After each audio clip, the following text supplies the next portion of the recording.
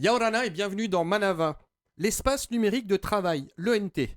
C'est le nouvel outil numérique qui sera bientôt accessible à l'ensemble des élèves du premier et second degré du Fénois. Nos invités du jour nous en expliquent l'utilité et le fonctionnement.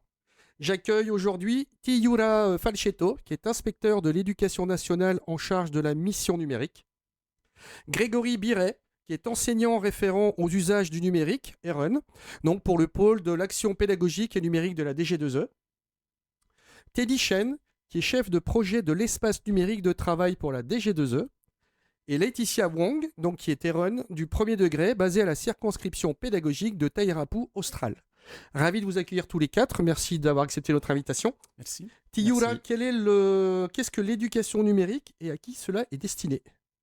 Merci pour cette question. Alors, tout d'abord, j'aimerais remercier TNTV pour l'invitation à cette émission et saluer en même temps tous les téléspectateurs qui nous regardent aujourd'hui. Alors, l'éducation numérique, peut-être, il convient d'apporter deux éléments de réponse à cette question. Tout d'abord, il y a l'éducation, les apprentissages par le numérique, avec le numérique. Donc, cela consiste pour les élèves à utiliser le numérique pour développer leurs compétences dans plusieurs domaines d'enseignement, français, en mathématiques, en histoire et en géographie, par exemple. Mais dans un second temps, dans un deuxième volet, il y a aussi l'éducation, l'apprentissage que l'on peut mener auprès des élèves pour qu'ils maîtrisent spécifiquement les compétences liées au numérique pour produire des contenus, pour communiquer, pour collaborer, tout en sensibilisant les élèves au respect de certaines règles afin d'utiliser cet outil-là de manière raisonnée et responsable. Teddy, qu'est-ce que l'espace numérique de travail, donc l'ETN ? L'ENT, L'ENT, il fallait bien que je me trompe un moment ou un autre, voilà, c'est fait.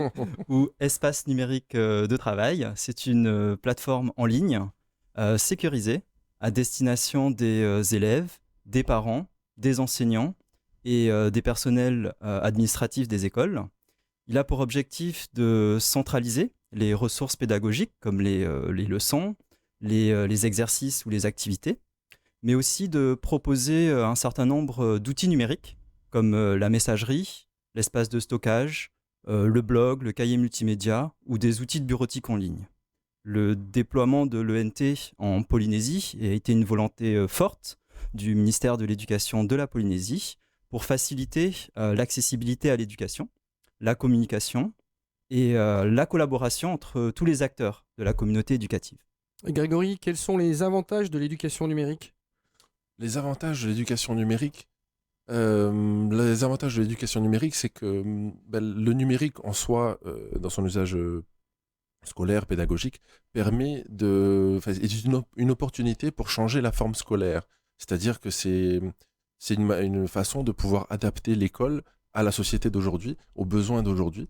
Et donc, elle permet plus concrètement en classe de pouvoir faire de la différenciation, donc proposer un parcours à chaque élève qui soit propre à ses besoins, qui soit adapté à ses besoins. Et ça permet aussi, au-delà de l'usage en classe, de pouvoir mutualiser, de pouvoir partager des contenus, des références avec d'autres professionnels qui ne se trouvent pas dans notre établissement, mais à l'autre bout de la Polynésie, par exemple. Il y a une volonté, Tiyura, de bien avancer, que la Polynésie avance avec l'ensemble de la planète, on va dire. Tout à fait, il faut utiliser cet outil. Cet outil s'inscrit dans l'ère du temps, c'est un outil innovant, c'est un outil novateur. Il y a quelques années, il était extrêmement complexe pour des personnes de créer des contenus multimédia simples. Aujourd'hui, grâce au numérique, ce sont des choses, ce sont des éléments qui sont extrêmement faciles à produire. Tous les jeunes d'aujourd'hui, avec un simple smartphone, arrivent à produire des contenus vidéo, des contenus multimédia. C'est dans l'air du temps. Laetitia, quels en sont les intérêts pour les élèves ? Précisément, j'aimerais quelques exemples, et pour les parents. Alors pour les élèves, comme le disait Tiyura, il y a des compétences qui vont être développées, notamment des compétences numériques. Par exemple, le fait de pouvoir produire un livre interactif, le fait de pouvoir produire des vidéos ou des podcasts et tout. Pour les parents, ça permet aussi justement d'ouvrir l'école et donc en fait pour eux d'entrer plus facilement et d'être en communication plus facile justement avec l'école, que ce soit avec l'enseignant, que ce soit avec les directeurs d'école et d'avoir un suivi en fait du parcours scolaire de leurs enfants. C'est parce qu'ils avaient déjà avec, je sais pas, Pronote ou ce genre de choses? Alors, Pronote, ce qu'il faut savoir, c'est que c'est surtout utilisé dans le second degré, chose qui n'existe pas forcément dans le premier degré. Certains enseignants le font en fait à titre personnel, hein, mais ce n'était pas généralisé. Là, justement, avec l'ENT, on veut généraliser cela et permettre justement à toutes les familles de pouvoir accéder justement aux informations scolaires de leurs enfants. Il y aura, donc, je posais la question pour les élèves, pour les parents, et pour l'intérêt pour les professeurs. L'intérêt pour les professeurs, c'est justement pour pouvoir mutualiser de la ressource, échanger et communiquer non seulement au sein de l'école, mais s'ouvrir à une communauté éducative plus large. Donc ça permet vraiment de mutualiser cette ressource et de communiquer de manière plus large tout autour de la Polynésie et pourquoi pas s'ouvrir au reste du monde. Pour les professeurs que vous êtes, j'imagine que c'est un changement, qu'il y a une adaptation à faire, Grégory et Laetitia? Oui, c'est un réel défi, hein, déjà pour nous en tant que formateurs, c'est un défi d'accompagner ce changement parce que c'est un changement qui est coûteux dans les efforts. Je veux dire qu'un enseignant qui veut mettre en place du numérique dans sa classe, c'est forcément repenser sa pédagogie, revoir ses pratiques et donc ça demande un effort. Et donc le défi est là pour nous en tant que formateurs, c'est de les accompagner dans ce changement-là. Mais c'est un changement inéluctable de toute façon. Oui. Oui, parce que du coup, il faut aussi suivre aussi l'évolution de la société. Après, moi, je suis d'une génération un peu plus jeune, donc j'ai peut-être plus de facilité avec tout ce qui est outils numériques, ce qui n'est pas forcément le cas de tous les enseignants. Oui, un professeur qui serait en fin de carrière, Voilà. ça va être plus compliqué pour faire les choses. Après, le message, c'est on fait des petits pas. D'accord. C'est-à-dire qu'on va commencer petit à petit, on ne veut pas non plus les effrayer, et donc juste de petits changements, c'est déjà bien. Ouais, donc vous faites aussi de la pédagogie en interne. C'est ça. Teddy, parle-nous de Nati Roua. Alors, j'ai bien dit cette fois-ci? Oui, c'est bon. Oui, effectivement. Alors, son développement et sa mise en place, pardon. Oui, bien sûr. Alors, Nati Roua, c'est le nom que nous avons donné à l'ENT pour nos collèges et lycées.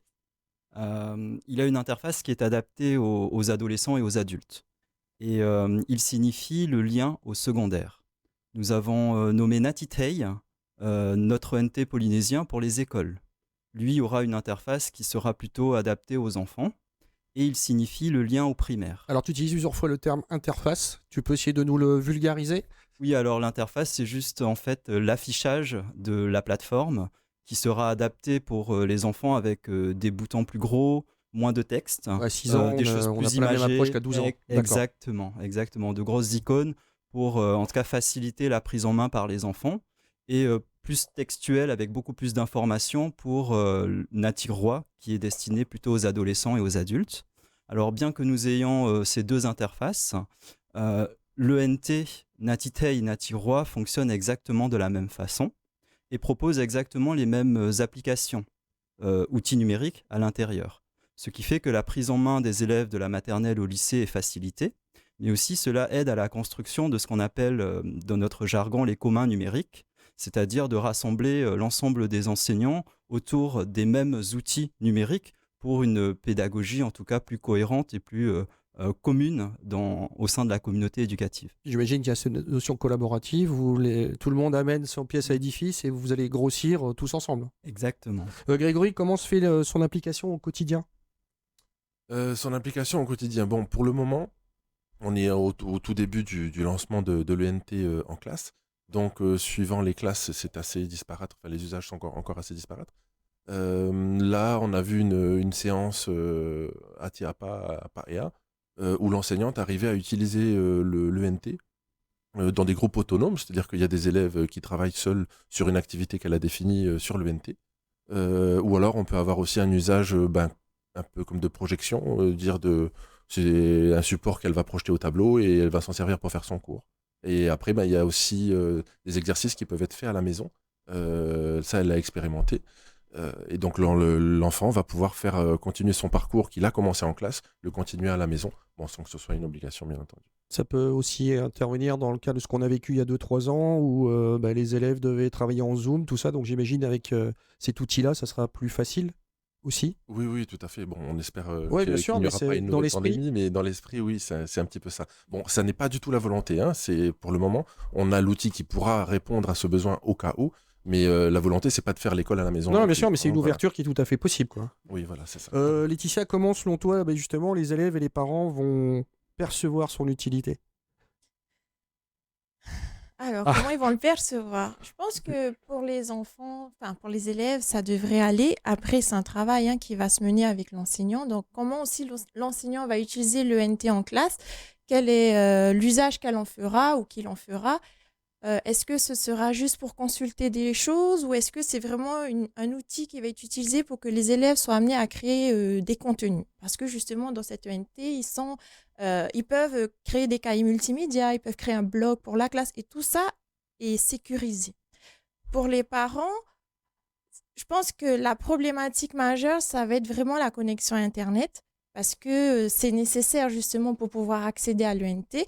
Mais autrement, je pense que ça peut être bénéfique pour les parents parce que notre ENT est aussi accessible via une application mobile. Donc, ça va être un accès assez facile. Il faut qu'il y ait une démarche aussi de leur part, parce qu'il y a un C'est moment, il va ça. falloir s'y mettre, C'est tout ça. simplement, je crois. Exactement. Et pour compléter ce que Laetitia dit, cela fait partie des orientations institutionnelles de la politique éducative du pays, d'ouvrir l'école aux parents, de permettre cette collaboration, cette coéducation entre l'école et les parents.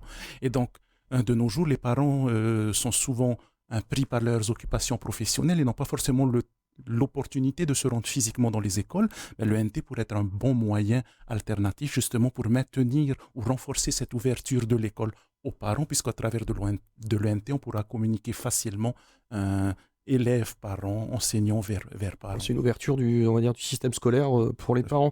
Et est-ce que Natiura a vocation à remplacer le système pédagogique en place ou est-ce que ça sera un outil supplémentaire?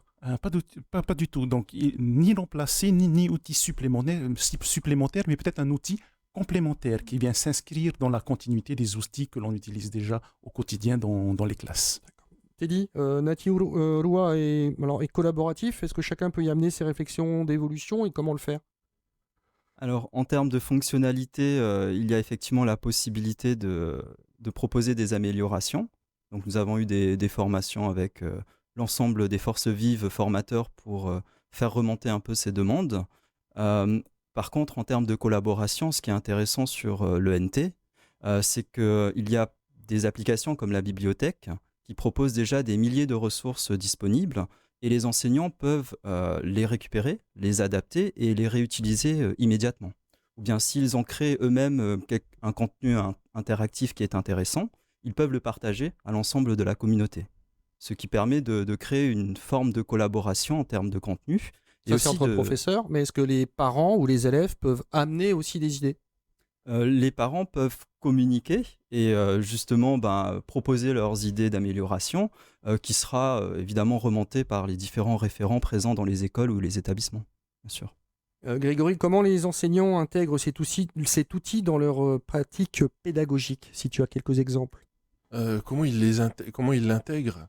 Ce qu'il y a, c'est que ils peuvent l'utiliser, comme je l'ai expliqué tantôt, l'utiliser pendant les séances.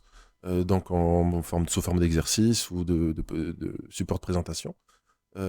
Après, c'est pas non plus une intégration totale. Je veux dire qu'on ne va pas faire de l'ENT du matin au soir. Ça va être sur des séances spécifiques. Voilà, donc ça c'est pour l'usage en classe. Mais après, il y aura l'utilité. Forcément, ils l'utiliseront dans leur partage au sein de l'école et aussi communication avec les parents.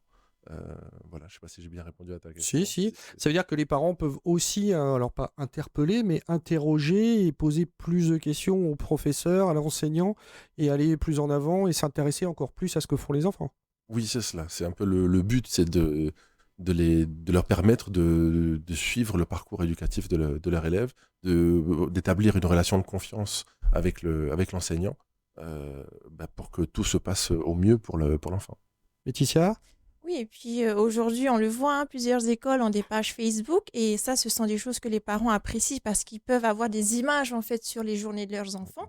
Et avec l'ENT, justement, vu que c'est un espace qui est sécurisé et qui sera accessible uniquement aux parents de chaque classe, donc c'est un moyen finalement pour l'enseignant de partager ce qui se vit en classe aux parents et donc aux parents de voir qu'est-ce que leurs enfants font en classe, quelles sont les productions qu'ils ont réalisées ou s'ils ont fait une sortie scolaire, justement, de voir les photos qui ont été prises ce jour-là. Parce qu'en général, les enfants, des fois, sont soit très loquaces, soit pas du tout. Donc, ça permet aux parents vraiment de suivre. Exactement. Pour résumer ce que Laetitia et Grégory viennent de dire, les enseignants n'ont pas attendu l'arrivée de l'ENT pour utiliser des outils numériques en classe. Ils ont utilisé déjà de manière alternative. L'avantage, comme Laetitia vient de le dire, c'est que les élèves pourront se mettre désormais, les élèves, les utilisateurs, donc les parents et les enseignants pourront désormais évoluer dans une interface sécurisée. Ils auront à portée de main au travers de l'ENT tous les outils qui sont nécessaires pour les apprentissages. Et comment, Laetitia, comment les élèves développent leurs compétences numériques avec cet outil ? Alors en fait, dépendamment des situations d'apprentissage qui seront mises en place, par exemple, s'ils sont amenés à rédiger un article, donc on va rentrer en fait dans ce qu'on appelle le cadre de référence des compétences numériques, qui va recenser en fait toutes les compétences numériques que l'on va développer de l'école primaire jusque la vie professionnelle en fait. Donc par exemple, s'ils sont amenés à rédiger un article et à le publier, donc ils vont être dans le domaine de la communication et la collaboration parce qu'ils vont ils vont collaborer pour produire un article et le publier justement à destination d'un public en ligne. Après, ça peut être de la recherche d'informations. En fait, tout ce qu'ils vont faire, en fait, ça pourra être casé justement dans les différents domaines de ce cas de référence des compétences numériques.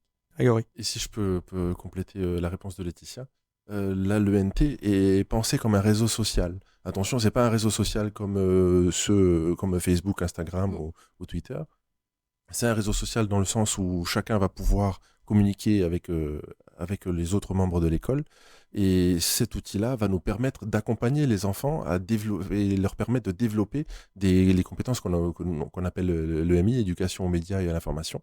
Donc, on va leur apprendre à se comporter comme de bons citoyens, avoir les bons comportements sur les réseaux sociaux. Par rapport au cyberharcèlement notamment, ou alors les publications, la vue qu'ils vont donner sur leur vie privée, on va pouvoir les accompagner sur ces points-là. Il y a une approche éducation, mais il y a une approche aussi sociale et citoyenne. Exactement. Tiniura, tous les acteurs éducatifs de Polynésie sont concernés par cet outil ?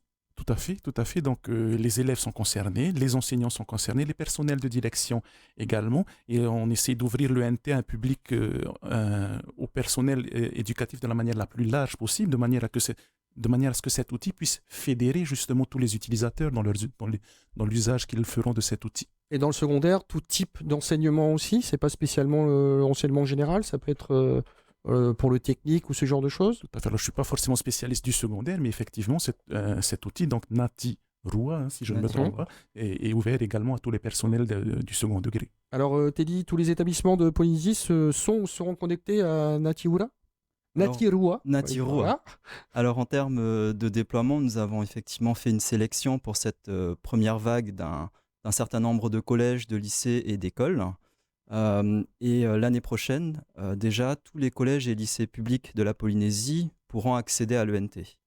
En août 2025, nous aurons l'ensemble des écoles, des collèges et des lycées qui auront accès. Ouais, c'est très rapide, donc qui auront accès à l'ENT. Donc le déploiement complet concerne 50 000 élèves, 85 000 parents, 5 000 enseignants. Donc derrière, il faut qu'on soit en mesure, en termes de formation, d'accompagner tous ces personnels-là, que ce soit les personnels enseignants, personnels non enseignants, mais aussi les élèves et les parents derrière à l'utilisation de cette ENT. J'imagine qu'on vous a doté de moyens en conséquence ? Oui. On a été accompagné également pour déployer en tout cas cette ENT à grande échelle, puisque la Polynésie est un territoire très vaste. Il faut qu'on soit en mesure de se déplacer dans les îles les plus reculées pour pouvoir mener ces formations, et c'est ce qui a été déjà réalisé. Par exemple, aux Marquises, il y a des formations qui sont prévues au Tuamotu également. Donc oui, on a été accompagné et doté pour pouvoir réaliser ce projet. Il faut bien qu'on se mette en tête que la Polynésie, c'est très grand, c'est large quand même, on va dire, la superficie de l'Europe, et qu'un petit problème ici peut prendre des proportions assez larges, on va dire. Grégory, les enseignants reçoivent une formation particulière pour l'utilisation de cet outil, j'imagine ? Oui, après, l'organisation diffère suivant les circonscriptions. Mais globalement, les enseignants concernés reçoivent ou recevront d'ici la fin de l'année, s'ils font partie de la première vague, d'une formation. Et chaque année, à chaque vague, les enseignants seront accompagnés, d'abord d'un point de vue technique, et puis après dans un usage pédagogique pour qu'ils l'intègrent complètement à leur pratique. Alors, est-ce que Je complète ma question. Est-ce que les élèves, est-ce que les parents vont recevoir aussi, alors peut-être pas une formation, mais des indications ou une sorte de petit, on va dire, tuto pour l'utiliser? Oui, oui, bah, pareil, suivant les écoles et suivant l'organisation diffère, mais en tout cas, c'est la ligne de conduite que les Euren de Polynésie euh, tiennent. Par exemple, aux Marquises, dernièrement, la semaine dernière encore, les Euren des Marquises menaient une action de formation avec les parents après les cours, où ils les accueillaient et puis les guidaient dans un usage pas à pas, enfin une installation.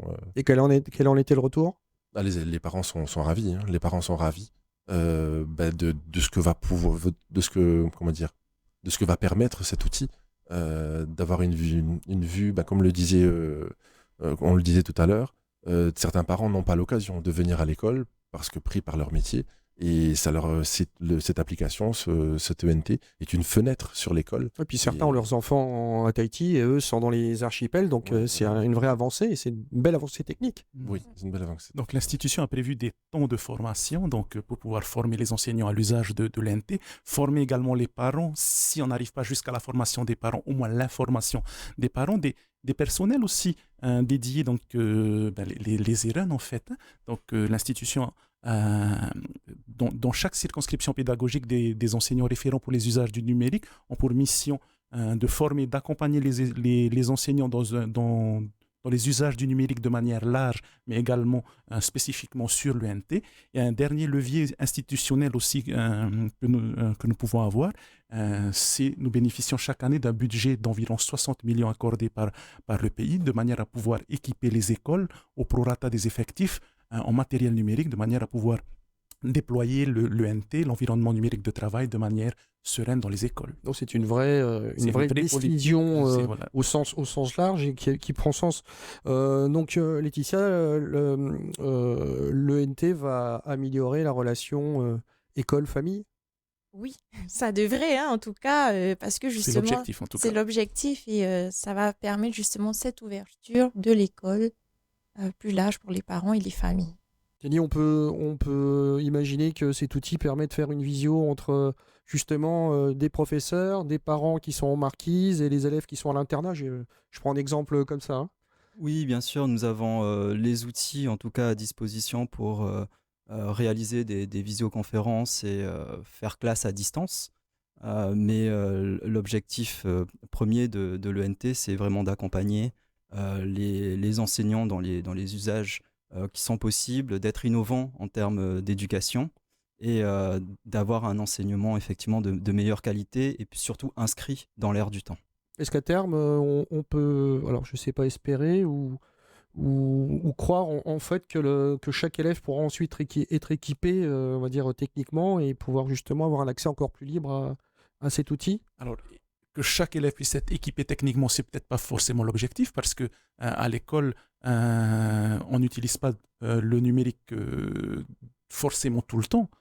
Et ce serait peut-être ne pas réfléchir dans la logique de développement durable, de faire en sorte que chaque élève bénéficie d'un équipement à l'école, sachant que la plupart du temps, peut-être, cet équipement ne sera pas utilisé. Mais en tout cas, l'idée, c'est que chaque élève puisse être connecté à l'ENT en bénéficiant en tant que de besoin d'un outil à sa disposition, d'un outil numérique à sa disposition.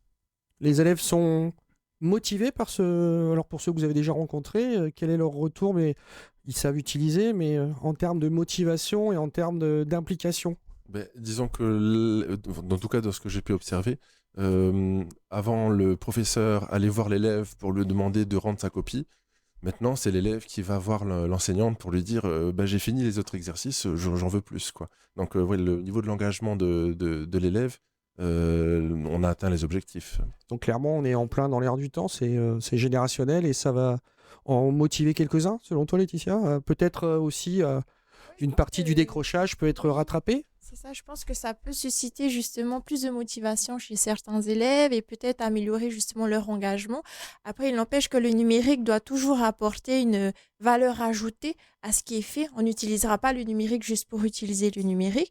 Et après, pour les enfants, voilà, ça change un peu de ce qu'ils peuvent faire quotidiennement. Et donc, je pense que oui, ça peut jouer sur la motivation de ces élèves. Tinyura, est-ce que, en regardant les différentes explications qu'il y a sur tous les sites, est-ce que c'est un outil qui peut permettre, par exemple, de poursuivre des études supérieures tout en restant dans son archipel à terme? En tout cas, c'est un outil évolutif, si on peut dire. Donc, à l'intérieur de l'ENT, certaines applications existent déjà, mais si l'on souhaite rajouter des modules peut-être de cours par correspondance et tout ça, la possibilité est offerte dans cet outil. Donc, pourquoi pas ouvrir cet outil jusqu'à ce genre de modalité-là? Tu dit ce type de technique n'a pas spécialement de limite, en fait. Non, justement, c'est un portail que nous avons créé qui permet de centraliser des accès. Donc, il y a des applications qui sont déjà intégrées, mais on peut se raccorder à d'autres applications nationales. Par exemple, l'application de formation continue qui s'appelle Magister a été complètement intégrée à l'ENT, ce qui fait que les enseignants, via l'ENT, vont pouvoir suivre des parcours de formation continue pour continuer à progresser dans leur carrière. Et pour les élèves, c'est aussi une option d'avoir des cours, alors je parlais à distance, mais de compléter leur savoir ou d'aller chercher d'autres savoirs par le biais de cette plateforme? Bien sûr, donc cette plateforme contient une base de données avec des ressources et les élèves, donc en fonction des sujets sur lesquels ils travaillent à l'école au quotidien, peuvent utiliser l'ENT hors de la classe pour justement se perfectionner, s'entraîner, s'exercer grâce à cet outil. Donc il va développer un peu plus de curiosité et peut-être d'appétence pour les études. Tout à fait. C'est ça. Très bien, écoutez, la mise en place de cet outil est une étape indispensable à l'évolution et à la modernisation de notre système éducatif. Merci d'avoir répondu à mes questions. Merci. Vous retrouverez Merci. tout de suite le VA, votre journal en tahitien. On se retrouve demain à 17h15. Bonne soirée sur TNTV.